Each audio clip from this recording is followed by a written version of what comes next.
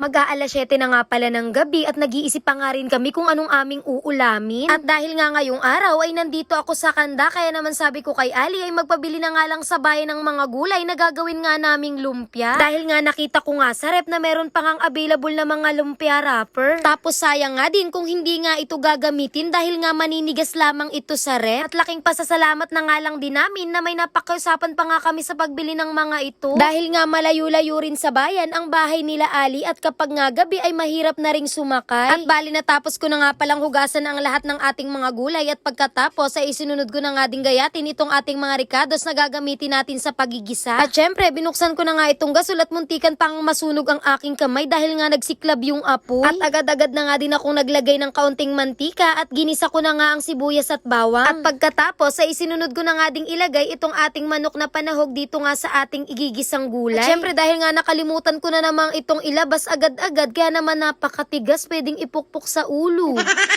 At dahil nga napakatigas nitong ating manok ay naglagay na nga din ako ng kaunting toyo para naman sa ganun ay mas madaling lumambot itong ating mga bato. Ay manok pala.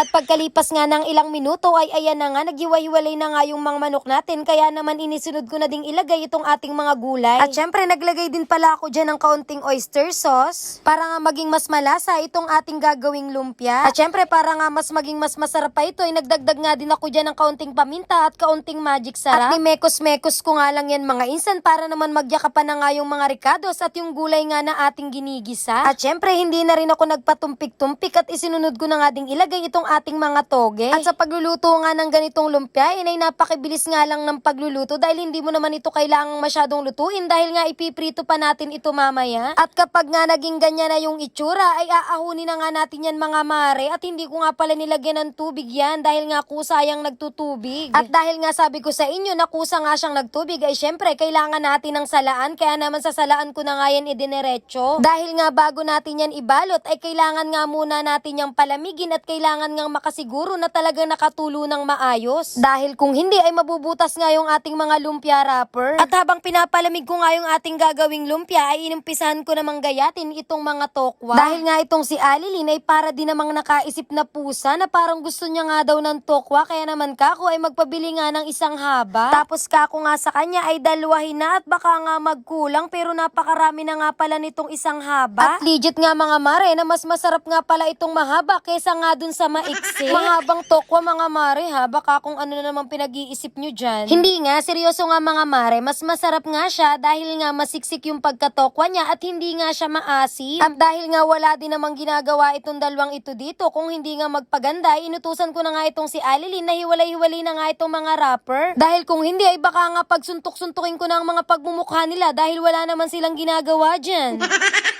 At dahil nga kailangan natin mamaya ng maraming mantika ay inilagay ko na nga itong isang bote ng mantika dito sa kawali dahil nga gagamitin din naman natin yan mamaya sa pagluluto nga ng lumpia. At dahil nga hindi pa malamig yung mga gulay na ginisa natin kanina na gagamitin natin sa paggawa ng lumpia ay inuna ko na nga munang iprito itong mga tokwa na ginayat ko kanina para naman mas marami tayong nagagawa kaysa naman nakatunga nga lang tayo habang nagpapalamig ng gulay, diba? At syempre nung malapit na nga masunog ay syempre inahong ko na at baka nga matuluyan pa yang masunog. At syempre pagkatapos kong magprito ng tokwa ay isinunod ko na nga ding ibalot itong ating mga balutin dahil kaya naman na ng kamay ko kahit na medyo mainit-init pa itong mga gulay. Tapos makapal-kapal pa itong kalyo ko kaya naman kahit mainit pa ay for the go na nga dahil nga nagugutom na yung aking mga bisita.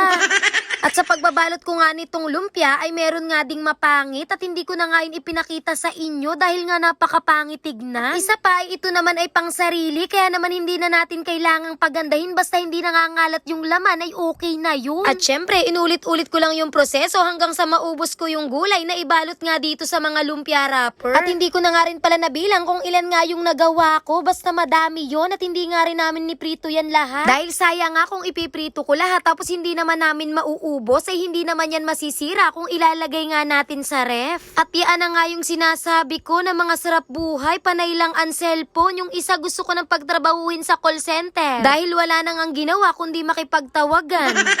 At syempre yung ganyang kulay, ang gusto nga nating mangyari dun sa lumpia, kaya naman inahon na natin yan at baka masunog pa. Dahil nga may lumpia tayo at saka nga may tokwa, kaya naman dalawang sausawan ang ating gagawin. At sa unang sausawan ay nagayak ako ng kalamansi at toyo at naglagay ng kaunting sibuyas. At syempre hindi pwedeng mawala yung sili. At yung pangalawang sausawan ay nagayak lang ako ng suka na may ricados at tinimplahan ko dahil para nga yun sa lumpia. At kapag nga ganitong klaseng mga pagkain ay hindi nga pwede na walang sausawan. At talagang kulang na kulang nga sa panlasa nating mga Pinoy kapag nga wala tayong sausawan. At dahil nga kompleto na ang lahat at ako na nga lang ang kulang ay nag-umpisa na nga kaming kumain at nagpakyut pa nga yung isa. At basta nga't matatapatan niya ng camera ay palagi ngang nagpapakyut at baka nga daw siya ay madiscover. Tapos bagay ganito nga kami ay sama-sama ay hindi nga mawawala ang pagantong kaartihan. Dahil nga alam nyo na, pang my day yan mga mare. At syempre pagkatapos nga ng mga kaartihan ay nagpatuloy na nga kaming kumain at kami nga ay mga nagugutom na. Tapos ang plano nga ay kami nga ay mag-iinom pero dahil nga maraming pagkain ay tinamad na nga kaming mag-inom at ang ginawa na lang namin ay kumain. Dahil nga kain is life tayo mga mare. At yun lang, bye-bye!